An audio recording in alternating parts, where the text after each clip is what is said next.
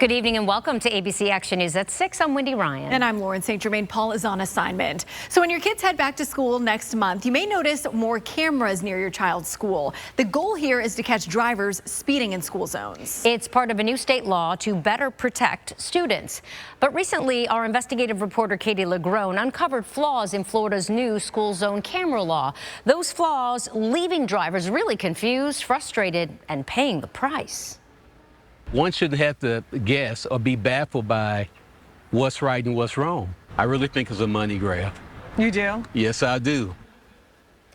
New tonight, our Katie LaGrone follows through, bringing their confusion to one of the state lawmakers who helped write this new law. And let's just say things got confusing. Ask Hillsborough County drivers fined after being caught speeding on a school speed zone camera like that, and you'll hear a whole lot of this. It'd be confusing to anyone. I just didn't get it. This is a confusing thing. It's not the cameras baffling them. We love our kids. We want our kids safe. But these signs warning them to slow down. From this time to this time, it's going to be enforced. Then it's not going to be enforced. And then it's going to be enforced again. Speed limit 20 when flashing. It wasn't flashing. Make it more clear for people. It's a problem we first exposed earlier this month when Joe Weaver told us he was clocked by this school zone camera going 38 miles per hour in a 20-mile-per-hour school zone when flashing, according to the sign. But that sign wasn't flashing. It can't because it's not equipped with a flasher. I got a raw deal.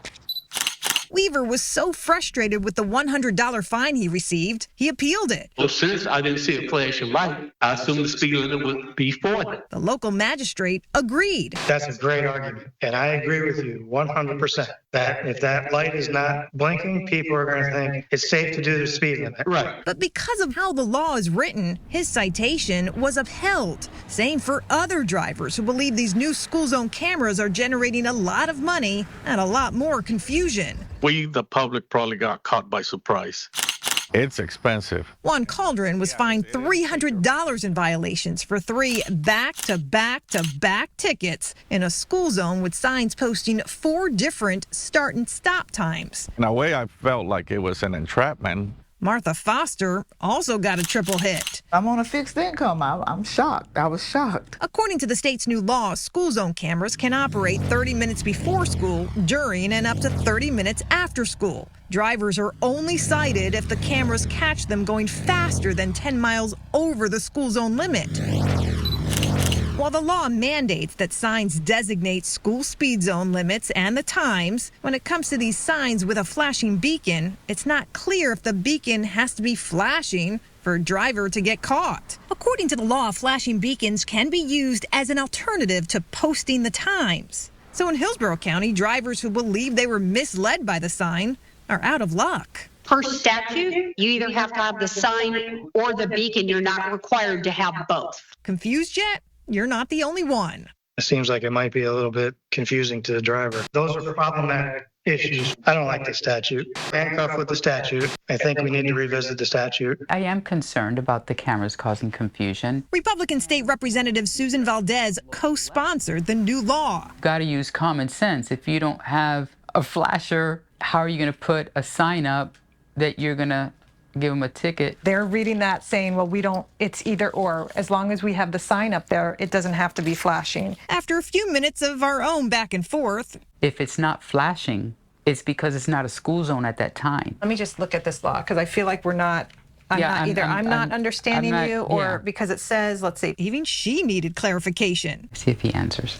He's with the sheriff's office. Stopping our interview to call the local sheriff's office, which helps enforce these camera violations. Thank you so much for taking my call. In the end, Valdez acknowledged there might be a problem with how these cameras roll with signs that aren't always clear. I do appreciate the insight of this. We definitely do not want to run pieces of legislation that are just good sound bites and good ideas and a challenge to implement.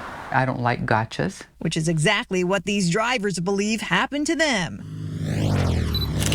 after they were caught by a camera and a whole lot of confusion. One shouldn't have to guess or be baffled by what's right and what's wrong. It's just, it's just upsetting and unfair. Representative Valdez tells us she will be researching this issue to determine if a new bill needs to be introduced next session. I'm I-Team investigator Katie LaGrone taking action for you.